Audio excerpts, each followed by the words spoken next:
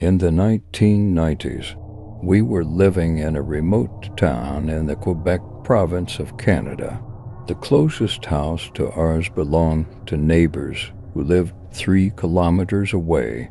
At that time, I was 6 years old, and my siblings were 4 and 2 years old. On a cold winter night, we were sleeping huddled together when we were awakened by sounds coming from downstairs. It was the voice of a stranger speaking in a language we couldn't understand.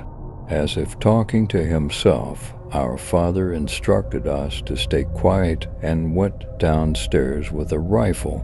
As the footsteps creaked on the stairs, my breath quickened, and I prayed that the person downstairs wouldn't harm my father.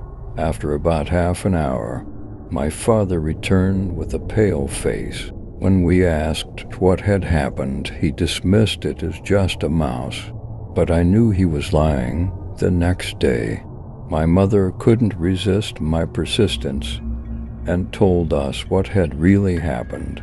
When my father went downstairs, there was a man in the middle of the living room, wildly pacing and muttering to himself. He was taking fast steps while talking to himself. When my father asked, "Are you okay?" the man suddenly stopped and turned his head towards him. Startled by what he saw, my father quickly turned on the lights.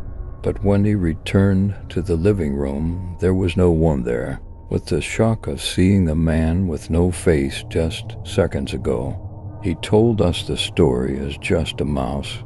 Shortly after my mother shared this story, one of our neighbors came over, and they started chatting.